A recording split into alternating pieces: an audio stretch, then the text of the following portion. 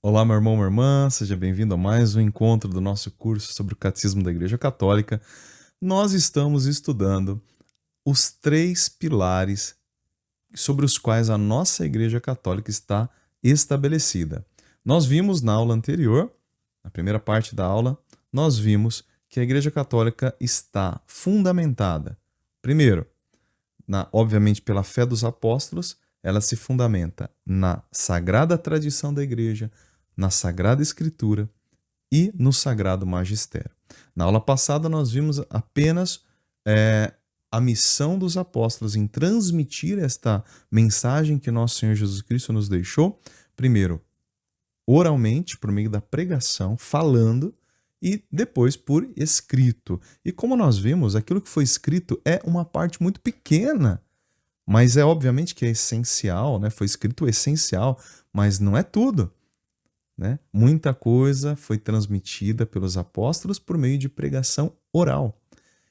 E essa coisa, tudo isso que foi transmitido, esse patrimônio da fé que nos foi transmitido oralmente, nós chamamos de sagrada tradição da igreja, que tem 2000 anos, meu irmão. 2000 anos. Então, muita coisa você não vai achar na Bíblia mesmo.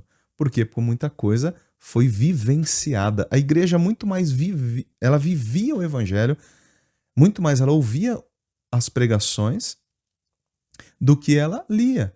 A primeira geração, por exemplo, da igreja, ela viveu sem nenhum texto do Novo Testamento. Não tinha nada escrito. Era tudo oral. Muita coisa, olha, eu vou dizer, muita coisa que Jesus fez, os apóstolos falavam nas suas pregações, mas que a gente não ficou sabendo, porque não foi registrado por escrito.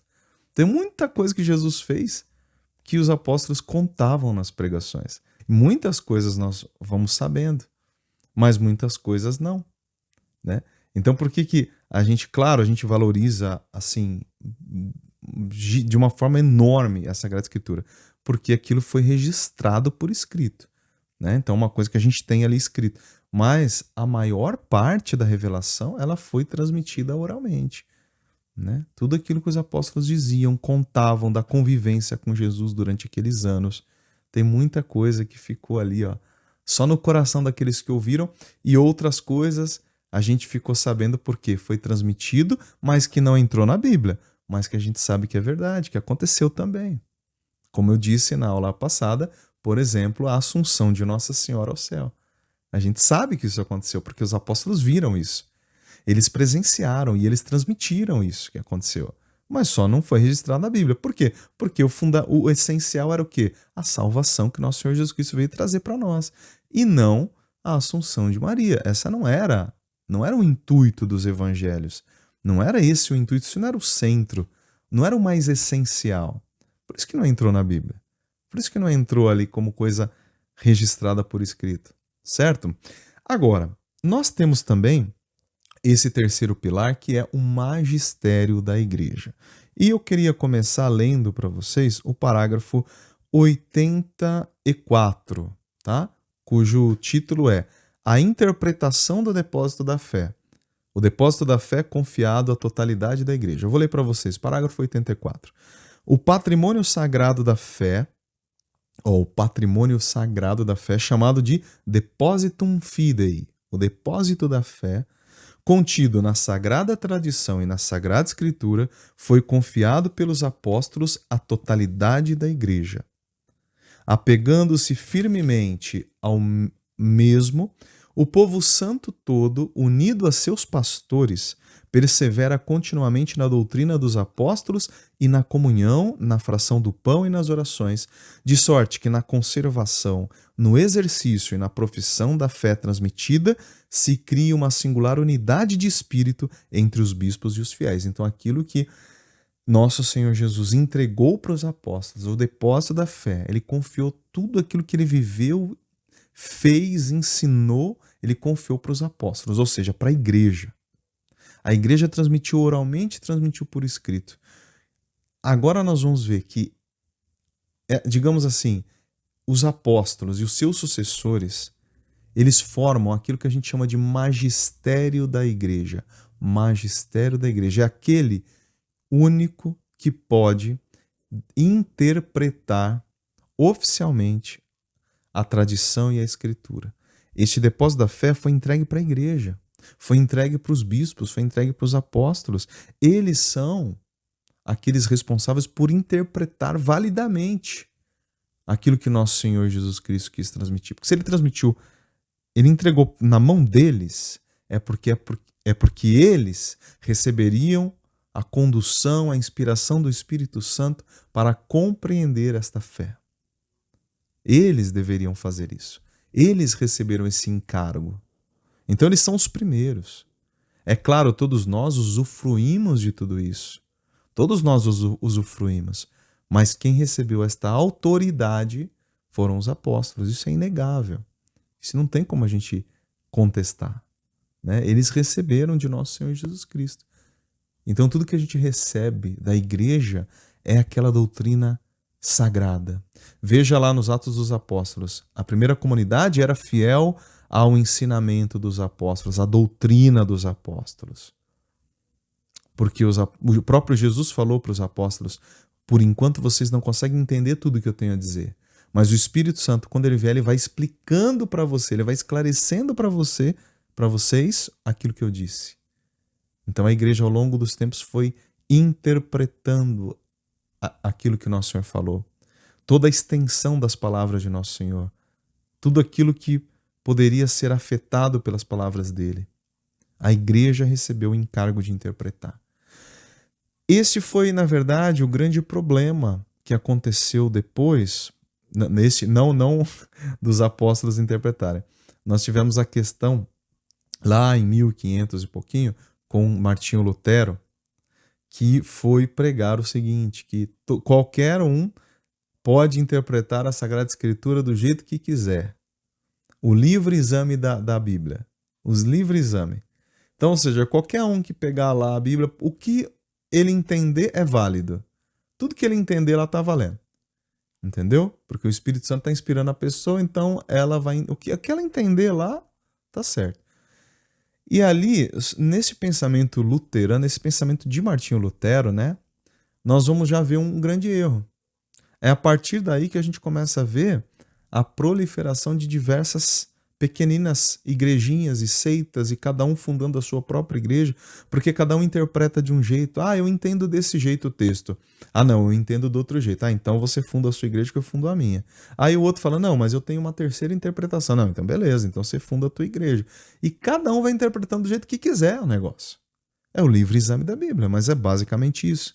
Por isso que a gente tem tantas e tantas milhares pelo mundo inteiro de denominações cristãs. Porque cada um entendeu do seu jeito. Aí um dia um cara acorda lá e fala assim, agora eu sou bispo.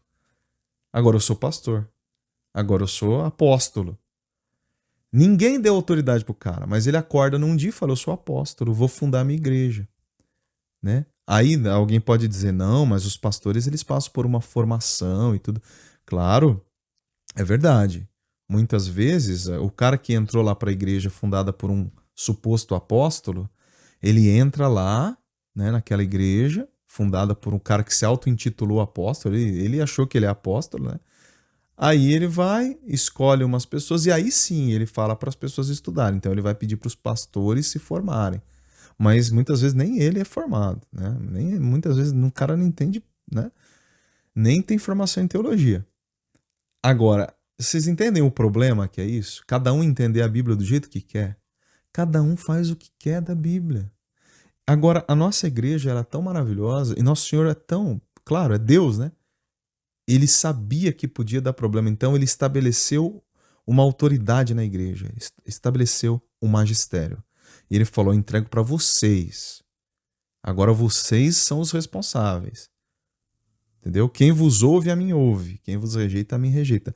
Agora vocês vão lá e vão anunciar. E o Espírito vai explicar para vocês. Então, Nosso Senhor criou o núcleo da igreja, que depois teria os seus sucessores e deu a eles o depósito para que eles interpretassem. Tá? Por isso que a igreja no mundo inteiro professa a mesma fé. Essa é a maravilha de ser católico, meu irmão. No mundo inteiro, a nossa igreja professa a mesma fé. Nós temos uma igreja santa, una, católica, apostólica, uma igreja una, ou seja, ela é única no mundo inteiro, ela professa a mesma fé no mundo inteiro há 2000 anos. entendeu? Há 2000 anos. Então, não é essa bagunça que a gente vê por aí, que cada um fala o que quer, cada um professa a fé que bem entende, se você não concorda não tem problema, vai, funda a tua igreja, você prega o que você quiser lá, e vamos só bater papo, vamos só dialogar. Agora, a Igreja Católica não, ela está fundada na fé dos apóstolos, há 2000 anos de história. A Igreja Católica está fundamentada, ela é apostólica, é uma igreja una, é a mesma em qualquer parte do mundo. Portanto, nós não temos nem que discutir, meu irmão, nós estamos fundados sobre a fé de São Pedro, a fé do apóstolo Pedro. Tu és Pedro, sobre esta pedra edificarei a minha igreja. Então quem diz aí que Jesus não tem igreja, ele tem igreja sim. Ele fundou a sua santa igreja. E esta igreja é chamada Igreja Católica. Esta igreja tem 2000 anos. A primeira vez que a igreja foi chamada de católica, ela já foi lá pouquinho assim, ó, 5, 6 anos depois que o apóstolo São João faleceu. Nos primeiros 10 anos a igreja já foi chamada de católica, meu irmão. Então, não tem essa história, né? A gente, claro, nós respeitamos os nossos irmãos de outras denominações, nós amamos a todos, né? Nós dialogamos.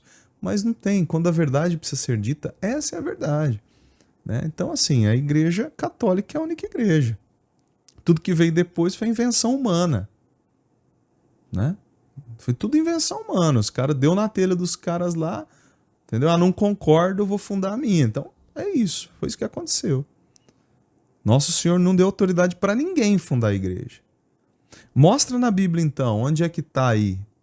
Não tem que estar na Bíblia? Mostra onde que está na Bíblia aí, Jesus falando para as pessoas fundar a igreja. Sendo que ele falou que ele fundou uma igreja. Ele falou, para Pedro ele falou, sobre tua fé eu edifico a minha igreja. E ele entregou para os apóstolos, depois os sucessores, e nós temos os sucessores até hoje. Depois de 2000 anos. Agora, cadê os caras que vieram a partir de 1500? 1500 anos depois, o cara aparece falando, nós somos a igreja verdadeira.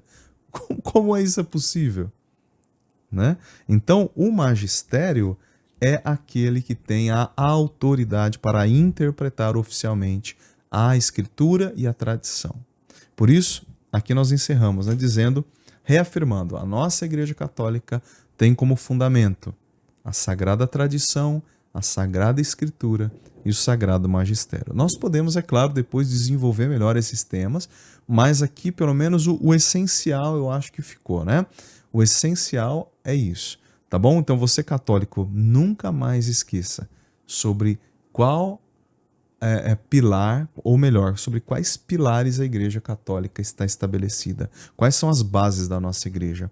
A palavra de Deus transmitida oralmente, sagrada tradição, e por escrito, sagrada escritura.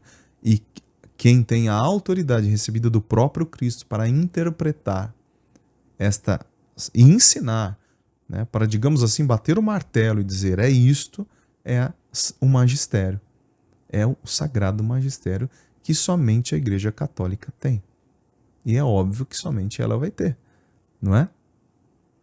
Enfim, meu irmão, é isso. Se você não é inscrito no nosso canal, se inscreva aqui, deixa o seu comentário também, dê uma curtida para a gente espalhar esse vídeo para mais e mais pessoas, tá certo? Que o Senhor nos abençoe em nome do Pai, do Filho e do Espírito Santo. Amém. Fique com Deus até o nosso próximo vídeo.